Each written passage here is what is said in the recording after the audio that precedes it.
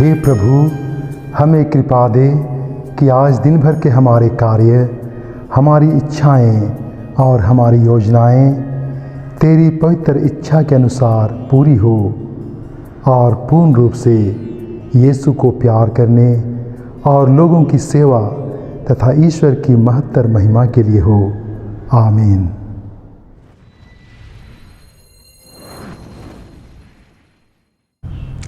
संत मत्ती के अनुसार पवित्र सुसमाचार, अध्याय 1, पद संख्याएं 18 से 24 तक। मसीह का जन्म इस प्रकार हुआ। उनकी माता मरियम की मंगनी यूसुफ से हुई थी, परंतु ऐसा हुआ कि उनके एक साथ रहने के पहले ही मरियम पवित्र आत्मा से गर्भवती हो गई थी।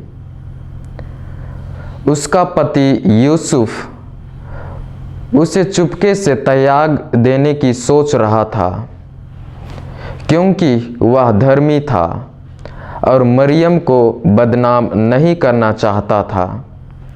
वह इस पर विचार कर ही रहा था कि उसने स्वप्न में प्रभु का दूत यह कहते हुए सुनाई दिया, हे यूसुफ, दाऊद की संतान, अपनी पत्नी मरियम को अपने यहाँ लाने से ना डरिए, क्योंकि उसका जो गर्भ है वह पवित्र आत्मा से है। वह पुत्र को प्रसव करेंगी और आप उसका नाम यीशु रखेंगे, क्योंकि वह अपने लोगों को उनके पापों से मुक्त करेगा। यह सब इसलिए हुआ कि नबी के मुख से प्रभु ने जो कहा था वह पूरा हो जाए। देखो, एक कुंवारी गर्भवती होगी और पुत्र को प्रसव करेंगी और उसका नाम इम्मानुएल रखा जाएगा, जिसका अर्थ है ईश्वर हमारे साथ है। यूसुफ नींद से उठकर प्रभु के दूत के आज्ञानुसार अपनी पत्नी को अपने यहाँ ले आया। प्रभु का सुसमाचार।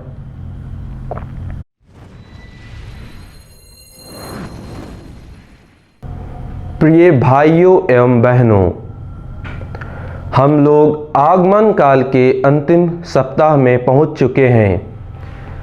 आज के तीनों पाठ हमें मनुष्य जाति के लिए ईश्वर के महान प्यार के बारे में बताते हैं। पहले पाठ में हम सुनते हैं कि यूदा का राजा आहाज प्रभु से चिन्ह मांगने से इनकार कर देता है, क्योंकि उसके अनुसार यह ईश्वर की परीक्षा लेने के बराबर है। ईश्वर उसे अपने प्यार एवं दया भाव का परिचय देते हुए स्वयं ही एक चिन्ह देते हैं।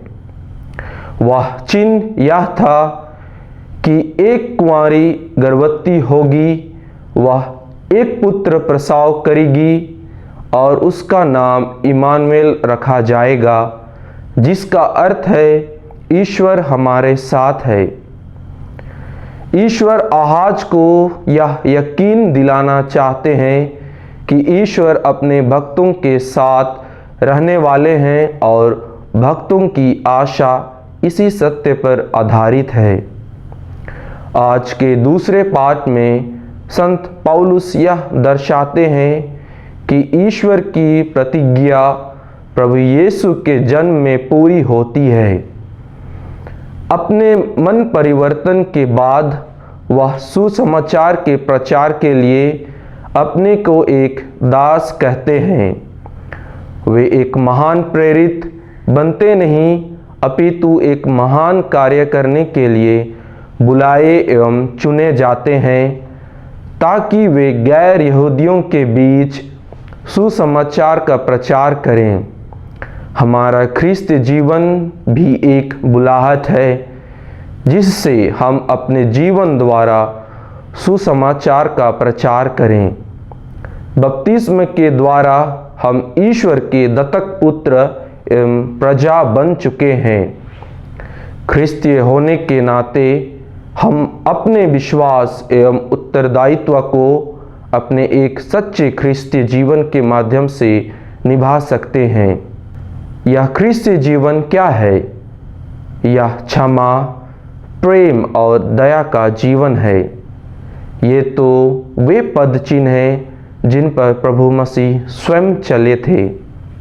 आज का सुसमाचार हमें मुक्ति कार्य के एक महत्वपूर्ण मोड़ के बारे में बताता है, और वह है ईश्वर इस महान कार्य में संत यूसुफ की भी महान भूमिका है।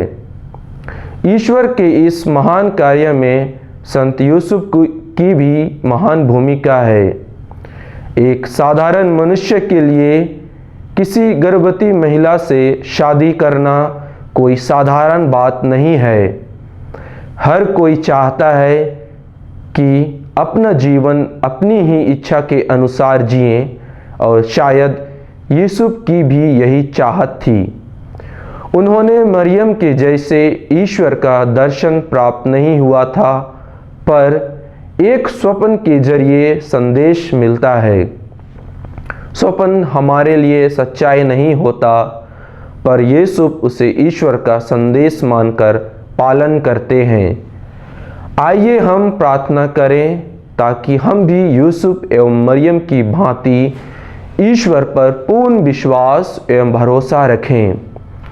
पवित्र आत्मा से प्रेरित होकर हर परिस्थिति में ईश्वर की इच्छा का पालन करना सीखें।